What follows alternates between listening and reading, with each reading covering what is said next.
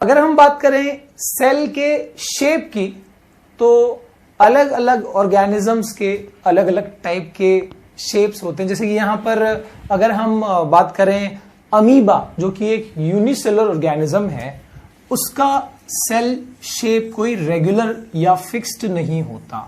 ठीक है, अब मान लो एक जनरल सा अमीबा का स्ट्रक्चर मैंने ड्रॉ किया। इस स्ट्रक्चर को कहा जाता है, इस पार्ट को कहा जाता है अमीबा के स्यूडोपोडिया, राइट। तो इस स्यूडोपोडिया में स्यूडो का मतलब है फॉल्स और पोड का मतलब है फीट।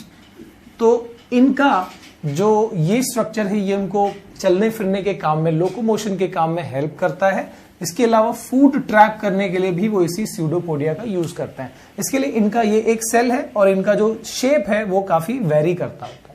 ओके, और हम अगर दूसरे ऑर्गेनिज्म, प्लांट्स हो गया, ह्यूमंस हो गया, एनिमल्स हो गया, मतलब जनरली, तो इनके सेल्स काफी time they have fixed shape, है ना। और अलग अलग पार्ट्स के, जैसे हमारे ब्रेन, स्पाइनल कॉर्ड जो टाइप के सेल से बना है, न्यूरॉन्स या नर्व सेल्स, उनका एक अलग ही डिजाइन होता है। Indeed they have fixed shape, उनके सेल्स का होता है। ठीक है, तो ये हमारा नर्व सेल्स कह सकते हो आप। ओके, इसके बारे में डिटेल जो है हम टिश्यू चैप्टर में ज्यादा पढ़ेंगे। बेसिकली बता देता हूं कि हाँ, जो हमारा ब्रेन है, स्पाइनल कॉर्ड है, वो इस तरीके के नर्व सेल से, न्यूरॉन्स से बना हुआ है। न्यूरॉन्स कहा जाता है इनको। ठीक है, ऐसे ही हमारे हार्ट के जो सेल्स हैं अलग शेप के हैं। ठीक है, हमारे जो मसल्स हैं उसके जो सेल्स हैं वो डिफरेंट टाइप के हैं। ओवम, है ना, एग, जो एग सेल्स होते हैं, स्पर्म्स है, इन सब का शेप जो है अलग है, डिफाइंड है, फिक्स्ड है, पर डिफरेंट अलग अलग शेप्स है। ओके, ऐसे ही प्लांट्स में भी उनका अलग सेल का शेप होता है। ओके, और अगर हम बात कर रहे हैं न्यूक्लियर मेम्ब्रेन की, तो न्यूक्लियस का जो मेम्ब्रेन है, कुछ ऑर्गेनिज्म जो बहुत प्रिमिटिव है, जैसे bacterias, most of the bacterias, they do not have nuclear membrane. उनके न्यूक्लियस के ऊपर मेम्ब्रेन नहीं होता। ठीक है, सिर्फ एक बेसिक न्यूक्लिक एसिड का एक अरेंजमेंट होता है वहां पे, जिसको न्यूक्लियोइड कहा जाता है। ठीक है, और अगर हम बात करें एडवांस टाइप के सेल्स से, जिससे हम बने हैं, प्लांट्स बने हुए हैं, है ना, जिनको यूकैरियोटिक सेल्स कहा जाता है, their nucleus have well defined structure, और उसके ऊपर डबल लेयर का मेम्ब्रेन, न्यूक्लियर मेम्ब्रेन 2 लेयर्स का होता है। ठीक है, किसमें? यूकैरियोटिक में। वही चीज प्रोकैरियोटिक में नहीं है। ओके, प्रोकैरियोटिक यानी जो प्रिमिटिव वाले, जो मैं मोस्ट बैक्टीरियाज की बात कर रहा हूं, उनमें। ओके, और इसके अलावा मेम्ब्रेन बाउंड ऑर्गेनल्स भी किसमें होते हैं? यूकैरियोटिक में। प्रोकैरियोटिक में वो भी चीज नहीं होती, मेम्ब्रेन बाउंड ऑर्गेनल्स नहीं होते। ठीक है, टाइप ऑफ सेल भी मैं आपको प्रोकैरियोटिक और यूकैरियोटिक ही बताऊंगा। प्लांट सेल, एनिमल सेल भी हम डिस्कस करेंगे, लेकिन उससे पहले मैं आपको एक बहुत इंपॉर्टेंट चीज बता दूं, जिससे कि मैंने बताया कि सेल का जो हमारा मेम्ब्रेन होता है, जिसको हम सेल मेम्ब्रेन, प्लाज्मा मेम्ब्रेन कहते हैं, तो वो सेमी परमिएबल मेम्ब्रेन होता है, राइट। सेमी परमिएबल का मतलब क्या? अब जैसे मान लो कि सेल के अंदर रेस्पिरेशन की रिजल्ट से बहुत सारा CO2 प्रोड्यूस हुआ है। ओके, CO2 ज्यादा प्रोड्यूस हुआ है, तो ये CO2 सेल से बाहर कैसे जाएगा? तो एग्जैक्टली यहां पर कंसंट्रेशन के डिफरेंस के ऊपर है कि जैसे यहां पर ज्यादा CO2 है, इधर कम CO2 का कंसंट्रेशन है सेल के बाहर, तो ये CO2 अंदर से बाहर फ्लो करेगा, from high concentration to its low concentration. ठीक है, इस प्रोसेस को, अब जैसे जनरली ये CO2, ऑक्सीजन, है ना, इस ट्रांसफर की प्रोसेस को, चाहे वो आउटसाइड हो, ऑक्सीजन आपको पता है कि भाई सेल के अंदर जाएगा रेस्पिरेशन के लिए। अगर हम ह्यूमन सेल्स के या एनिमल सेल्स की हम नॉर्मली बात करें, तो ये जो oxygen from its high concentration to low concentration जा रहा है अंदर की तरफ, कार्बन डाइऑक्साइड बाहर आ रहा है। ठीक है, तो ये सब प्रोसेस को जनरली हम डिफ्यूजन कहते हैं, राइट। कोई भी चीज अपने हाई से लो कंसंट्रेशन में जो फ्लो करता है, मूव करता है, उसको हम डिफ्यूजन कहते हैं।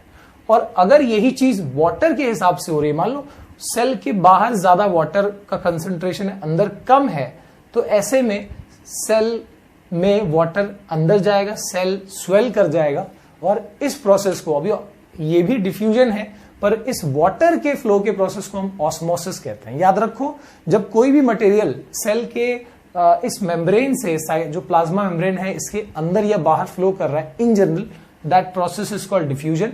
यानी वाटर के अलावा कोई और है तो आप डिफ्यूजन कह दो उस प्रोसेस को, है ना, चाहे वो अंदर जा रहा हो मटेरियल या फिर बाहर जा रहा हो, ठीक है। और अगर वाटर का वही प्रोसेस है तो उसको आप एग्जैक्टली ऑस्मोसिस कह सकते हो। अब इसमें भी एंडो ऑस्मोसिस, एक्सो ऑस्मोसिस क्या होता है, तो देखो यहां पर जब सेल के अंदर वाटर का, है ना, वाटर का हाई कंसंट्रेशन होगा और बाहर वाटर का लो कंसंट्रेशन होगा, तो वाटर कहां से कहां फ्लो करेगा, इनसाइड, हाई कंसंट्रेशन यहां है ना, तो हाई से लो में, यानी इनसाइड ऑफ द सेल से आउटसाइड ऑफ द सेल जाएगा वाटर। और इस ऑस्मोसिस को क्या कहेंगे, this is called exosmosis. क्या कहा जाता है इसको, एक्सो ऑस्मोसिस। और यही चीज अगर उल्टी रही, यानी क्या, यानी कि सेल के बाहर वाटर का कंसंट्रेशन हाई रहा और सेल के अंदर वाटर का कंसंट्रेशन लो रहा, तो उसको हम क्या, उसमें क्या होगा एग्जैक्टली, हाई कंसंट्रेशन बाहर है तो बाहर से अंदर वाटर फ्लो करेगा, तो इस ऑस्मोसिस को हम क्या कहेंगे, this will be called endo osmosis. क्या होगा, एंडो ऑस्मोसिस। ओके, आपको एक बेसिक मतलब एग्जांपल से हम ये चीज और ज्यादा क्लियरली समझ सकते हैं कि जैसे मान लो कि ये एंडो ऑस्मोसिस और जो एक्सो ऑस्मोसिस है वो मतलब कौन सी बेसिस पे होता है एग्जैक्टली। तो जैसे कि हम मान लो हम एक बेसिक सेल का स्ट्रक्चर ड्रॉ कर रहे हैं, ओके, और ये बाहर का एनवायरनमेंट हो गया, तो ये सेमी परमेबल मेम्ब्रेन कैसे चीजों को अलाउ करता है। अब जैसे अंदर वाटर का कंसंट्रेशन हाई है, ठीक है, यहां वाटर का कंसंट्रेशन हाई है, और जो सॉल्यूट है, मान लो कोई भी चीज CO2 है या कोई भी ऐसा सॉल्यूट है, ठीक है, इसका कंसंट्रेशन लो है कंपेयर टू आउटसाइड, बाहर के हिसाब से। मान लो बाहर CO2, अब यहां पर हम इस सॉल्यूशन को, जहां पर वाटर का कंसंट्रेशन बाहर के हिसाब से हाई दिख रहा है और जो सॉल्यूट है, जो भी चीजें मिक्स्ड है, उसका कंसंट्रेशन बाहर के हिसाब से लो दिख रहा है। मतलब मान लो इधर 90% कंपेयर करें, अगर हम 90% वाटर है और 10% CO2 है, और अगर बाहर की तरफ, ठीक है, इफ सपोज इसकी कंपैरिजन है, बाहर की तरफ अगर मैं वाटर लो कह रहा हूं, मतलब 90% से लो होगा यहां पर, तो सपोज कि इधर 80% वाटर है ना, सो ऑब्वियसली 80% वाटर यानी इसकी कंपैरिजन में लो कंसंट्रेशन हो गया, और बचा हुआ 20% यहां पर क्या है, CO2। तो यानी कि इधर 10% है, इधर 20, यानी इधर क्या हो गया, CO2 का हाई कंसंट्रेशन हो गया। ठीक है, आप इस चीज को समझ लो, सेल के अंदर ये हाल है, बाहर ये हाल है। तो ऐसे वाले सोल्यूशन को, जहां जो डाइल्यूट, जो इनफैक्ट यहां पर वाटर ज्यादा है तो ये डाइल्यूट सोल्यूशन फॉर्म कर रहा है, तो ऐसे सोल्यूशन को हम क्या कहेंगे, this is called hypotonic solution. क्या बोलते हैं, हाइपोटोनिक सोल्यूशन। और जहां पे वाटर कम है और उसकी कंपैरिजन, यहां पर देखो इसकी कंपैरिजन में ऐसा नहीं कि इन दोनों की कंपैरिजन में, इन दोनों की कंपैरिजन में यहां पर अभी भी वाटर ज्यादा है। ठीक है, अगर हम सॉल्यूट और सॉल्वेंट के हिसाब से बात करें, यहां देखो इसकी कंपैरिजन में यहां पर वाटर कम दिख रहा है, तो यानी this, in this case cell से जो बाहर का हिस्सा है, यहां पर आप देख सकते हो कि ये वो उतना ज्यादा डाइल्यूट नहीं है, वो कॉन्सेंट्रेटेड हो गया। तो ऐसे वाले सॉल्यूशन को हम क्या कहेंगे, this is called hypertonic solution. Hyper और हाइपो का मतलब समझ लो, हाइपो का मतलब है लेस और टॉनिक का मतलब है गाढ़ापन, जो उसके अंदर सॉल्यूट का कॉन्सेंट्रेशन है। तो देखो यहां पर सॉल्यूट का कॉन्सेंट्रेशन लेस है, so this is called hypotonic solution. और बाहर क्या है, सोल्यूट का कॉन्सेंट्रेशन हाई है, so this is called hypertonic solution. तो अब क्या होगा, कोई भी चीज फ्लो कहां से कहां करती है, अपने हाई से अपने लो कंसेंट्रेशन में। यानी वाटर कहां से कहां फ्लो करेगा, वाटर का कंसेंट्रेशन इधर हाई है, इधर लो है, तो वाटर अंदर से बाहर फ्लो करेगा, यानी एक्सो ऑस्मोसिस करेगा ऑब्वियसली। यानी वाटर कहां से कहां फ्लो करता है, हाइपो से लेके हाइपरटोनिक सोल्यूशन, है ना। और जो दूसरी चीजें हैं जैसे CO2 है ना, यहां पर कंसंट्रेशन उस सॉल्यूट का ज्यादा है, इधर कम है, तो वो बाहर से अंदर फ्लो करेगा। ठीक है, यानी सॉल्यूट कहां से कहां फ्लो कर रहा है, फ्रॉम हाइपरटोनिक टू हाइपोटोनिक। कोई भी चीज का एक सिंपल रूल समझ लो कि वो कहां से कहां फ्लो करते हैं, उनके हाई कंसंट्रेशन से उनके लो कंसंट्रेशन में। यहां भी देखो CO2 का हाई कंसंट्रेशन यहां है, अंदर कम है, तो बाहर से अंदर आ रहे हैं, है ना। तो ऐसी चीज होती है। अगर दोनों तरफ जो कॉन्सेंट्रेशन है वो इक्वल है, तो उसको हम क्या कहते हैं, आइसोटोनिक। आइसो यानी सेम कंसंट्रेशन रहेगा, तो आइसोटोनिक कहते हैं हम इस चीज को, राइट। तो यानी अगर ये चीज क्लियर हो गई हो, एक्चुअली होता क्या है ना ये वाटर का ऐसा कंसंट्रेशन की बेस पे नहीं, वाटर तो दोनों तरफ फ्लो करता है, यहां से भी ये अंदर जाएगा, अंदर से भी बाहर आएगा, दोनों ही चीजें चलती रहेंगी, पर ज्यादा जो फास्ट जो प्रोसेस चल रहा होगा वो ये होगा, हाई से लो, ये ज्यादा रैपिड रहेगा। तो ओवरऑल प्रोसेस में हमको यही लगेगा कि कोई भी चीज कहां से कहां फ्लो कर रही है, अपने हाई कंसंट्रेशन से अपने लो कंसंट्रेशन में चीजें फ्लो कर रही है। ओके, अब यहां पर हम बात कर रहे थे सेल टाइप की, जो हम कर रहे थे दैट इज प्रोकैरियोटिक सेल्स और यूकैरियोटिक सेल्स की।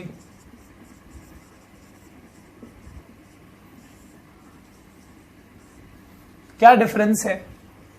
मैंने बताया प्रोकैरियोटिक मतलब प्रिमिटिव टाइप के सेल, जो एवोल्यूशन में जो सबसे स्टार्टिंग में जो क्रिएचर्स आए जैसे बैक्टीरिया, उनमें थोड़ा सा आप कह सकते हो उतना ज्यादा वेल डिफाइंड सेल स्ट्रक्चर नहीं था, उनको प्रोकैरियोटिक कहा जाता है। और जो एवोल्यूशन में बाद में आए जिनमें थोड़ा सा एडवांस टाइप का जो सेल्स है उनको यूकैरियोटिक। जैसे हमारे अंदर क्या है, ऑब्वियसली यूकैरियोटिक सेल्स। क्या डिफरेंस है? सबसे पहले सेल साइज, पहले वाले भाई सेल साइज स्मॉल होगी, 1 से लेके 10 माइक्रोन तक, या कहो तो 1 से लेके 10 माइक्रोमीटर तक। माइक्रोमीटर कितना होता है भाई? 10⁻⁻⁶ मीटर को हम माइक्रोमीटर कहते हैं। तो ये सेल साइज स्मॉल हो गई रिलेटिवली कंपेयर टू यूकैरियोटिक। इनमें सेल साइज जो होती है वो 5 माइक्रोमीटर से लेके 100 माइक्रोमीटर तक के रेंज की होती है। ठीक है, इसके बाद अगर हम बात करें इनके न्यूक्लियस की, तो they do not have well defined nucleus. ठीक है, और न्यूक्लियर मेम्ब्रेन जो होता है वो भी यहां पर एब्सेंट होता है। यहां पर they have well defined nucleus and nuclear membrane present. Okay, फिर सेल ऑर्गेनल्स का भी यही हाल है। Membrane bound cell organelles absent है ना। जैसे न्यूक्लियस की मेम्ब्रेन नहीं है, ऑर्गेनल्स पे भी नहीं है, यहां पर membrane bound cell organelles present. और एक लास्ट और बहुत इंपॉर्टेंट पॉइंट कि जो क्रोमोसोम्स है वो यहां पर सिर्फ एक न्यूक्लियस के है ना, सेल के न्यूक्लियस में क्रोमोसोम होता है, सिंगल क्रोमोसोम होता है यहां पर, और यहां पे डिफर करता है but always more than 1 chromosome. तो देख सकते हो आप कि इसको प्रोकैरियोटिक क्यों कहा जा रहा है, उनको यूकैरियोटिक क्यों कहा जा रहा है। इनके एग्जाम्पल में क्या है, मोस्ट बैक्टीरियाज के सेल्स जो है वो इसी टाइप के होता है। ठीक है, और जितने भी जब बाकी दूसरे क्रिएचर्स हो गए जो एडवांस हो गए वो सब यूकैरियोटिक वाले टाइप के हैं। ठीक है, अब इसमें भी जब हम बात करें प्लांट और एनिमल सेल की, तो वैसे हम सेल ऑर्गेनल्स पढ़ेंगे आगे, पर बेसिकली प्लांट सेल्स और एनिमल सेल्स को भी हम यहां पर डिफरेंस कर लेते हैं। ठीक है, तो व्हेन यू से प्लांट सेल्स, क्या कैसा डिफरेंट है ये एनिमल सेल्स है? ठीक है, काफी चीजें मतलब आप कह सकते हो यूकैरियोटिक है, ठीक है, लेकिन काफी चीजें यहां भी डिफरेंट है। जैसे प्लांट सेल्स के स्ट्रक्चर थोड़े हार्ड होते हैं क्योंकि उनके सेल मेम्ब्रेन के ऊपर भी, प्लाज्मा मेम्ब्रेन के ऊपर भी एक कॉम्प्लेक्स सब्सटेंस से बना हुआ, दैट इज क्या बोलते हैं उसको, सेलुलोज से बना हुआ सेल वॉल प्रेजेंट होता है। ठीक है, तो सबसे पहला पॉइंट यहां पर यही लिख सकते हो, सेल वॉल प्रेजेंट। इसमें सिर्फ सेल मेम्ब्रेन है, ऊपर सेल वॉल नहीं है, यानी सेल वॉल एब्सेंट। दूसरी बात, प्लांट्स फोटोसिंथेसिस कर सकते हैं बिकॉज उनमें प्लास्टिड्स होते हैं, यहां पर प्लास्टिड्स एब्सेंट। प्लांट सेल्स में क्या है, प्लास्टिड्स प्रेजेंट। एनिमल सेल्स में प्लास्टिड्स एब्सेंट, फोटोसिंथेसिस थोड़ी करता है, राइट। इसके बाद इनका जो प्लांट्स में जो प्लांट के सेल्स होते हैं उनमें एक जो वैक्यूल होता है जिसको सेंट्रल वैक्यूल बोलते हैं, वो काफी बड़ा होता है, 50 से लेके 90% ऑफ द सेल वॉल्यूम वो वही ऑक्यूपाई करता है ना, बहुत सारी चीजें अपने अंदर स्टोर कर सकता है। तो यानी यहां पर आप क्या कह सकते हो, लार्ज सेंट्रल वैक्यूल प्रेजेंट, है ना। वैक्यूल मेनली स्टोरेज के काम आता है, आगे हम वो चीज देखने वाले हैं। और यहां पर वैक्यूल्स आर स्मॉलर कंपैरेटिवली, है ना। प्लांट सेल से अगर कंपेयर करें तो इनका वैक्यूल छोटा है। और एक बात, अगर इनका वैक्यूल बड़ा हो गया या बड़ा है इनमें प्लांट सेल्स में, तो इनका जो सबसे मेन पार्ट है जिसको हमने brain of the cell nucleus कहा है, अब सेंटर में जगह इसने ले ली तो वो कहां आ जाएगा, साइड में आ जाएगा। और प्लांट्स एनिमल सेल की अगर हम बात करें तो उनका जो वो मेन पार्ट है वो सेंटर में ही रहता है। ओके, तो यहां पर क्या बोल सकते हो आप, न्यूक्लियस प्रेजेंट एट साइड। अब साइड को क्या कहा जाता है, यहां पर थोड़ा साइंटिफिक टर्म लिख दो, पेरीफेरी। पेरीफेरी यानी साइड में, ठीक है। यहां पर क्या है, न्यूक्लियस प्रेजेंट एट, न्यूक्लियस कहां पर होता है, सेंटर में, है ना, जो सबसे इंपॉर्टेंट पार्ट है। ओके, तो यहां पर हमने plant cell, animal cell, prokaryotic, eukaryotic discuss किया।